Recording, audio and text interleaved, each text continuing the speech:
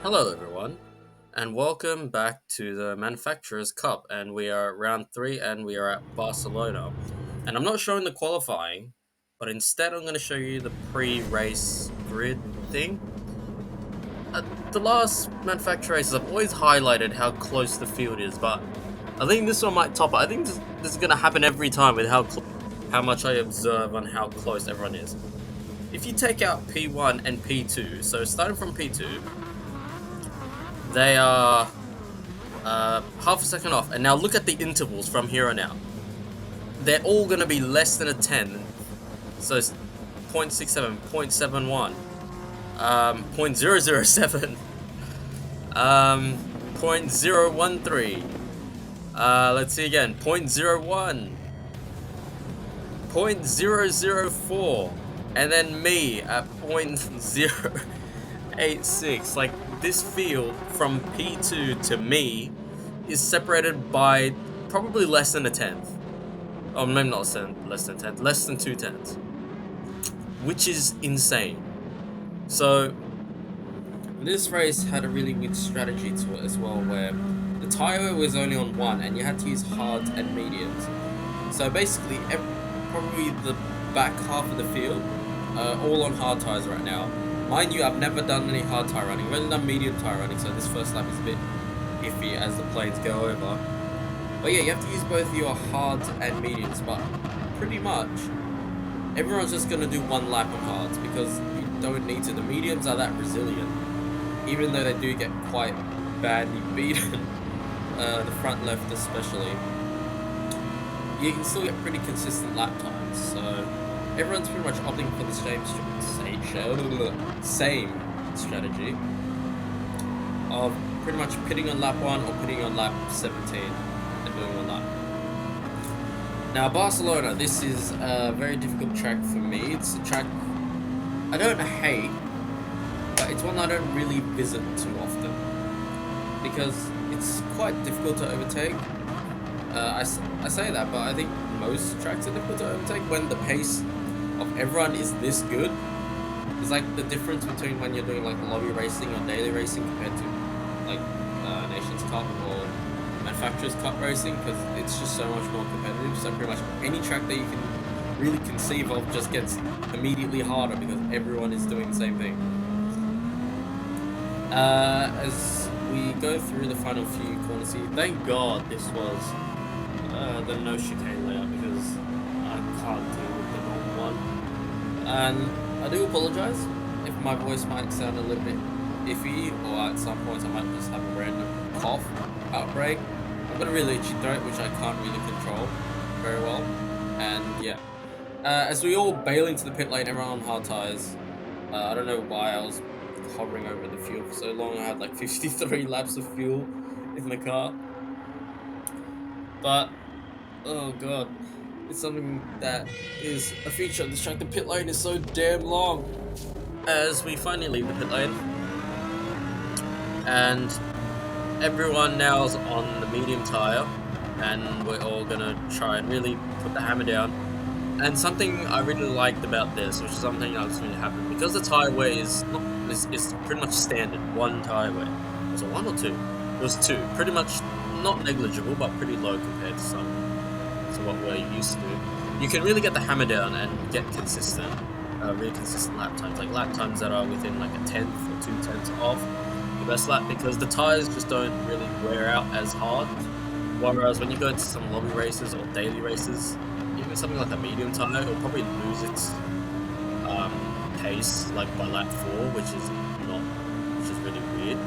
But because the tyre wear is quite normal, you can really put the hammer down and really get some consistent lap times out of these tyres before they really start to fall off, which the medium tyres don't really fall off in this race because the tyre wear is just that low.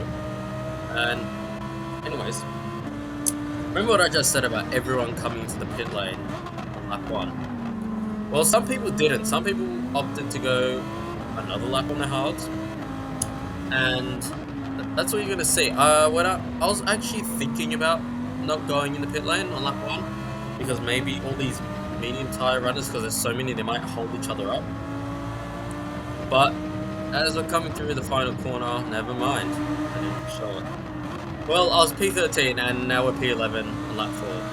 And we're behind another Lamborghini who's gotten a penalty. This Lamborghini didn't really come at the right time because he kind of got that corner wrong. And I lost the toe to the BMW ahead. Not good. So, I said this before and I'll say it again. When you lose time, it's really hard to really gather it back, especially when you're out of the toe in a lobby like this. But something's going to happen here which kind of seals my fate for the next 12 laps, I'd say. As we go through the penultimate corner, we're going to get something that isn't really nice, and that is a penalty. And luckily the car behind me gets a penalty, and now when we come to serve the penalty, we've gone for about 1.5 now to 2 seconds, just over 2 seconds. And that's pretty bad because now I'm quite far away from the toe now, and I've kind of locked myself into a very lonely spot because the car behind me, I'm pretty much going to start losing them over the next few laps. Whereas the BMW ahead, me and that BMW are going to stay in this locked battle of lap times where I'm going to stay between 2 and 2.5 seconds. Are you ready to see it? As I'm going to start chopping the footage now on lap 7. And now we're going onto lap 8. Can you see the lap times on the left? Between me and P9, it's not changing, and the gap between me and the car behind me is just increasing. 1.8, wow, that's pretty good.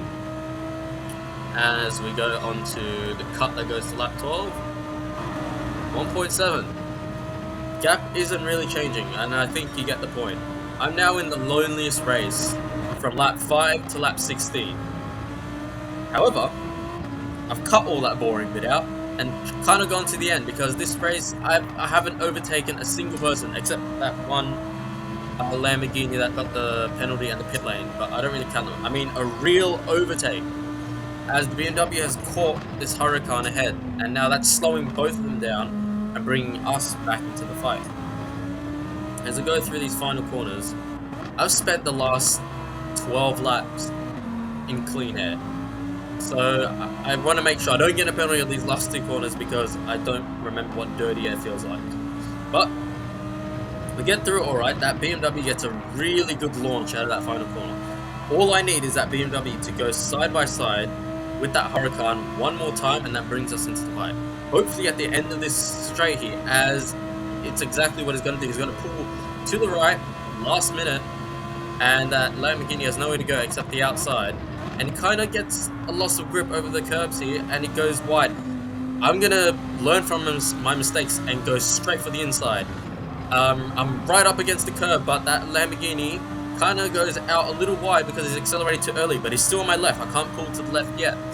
As we just go for the inside here at Hamilton-Rosberg crash corner, and we get a position, P9. That's our only overtake of the entire race.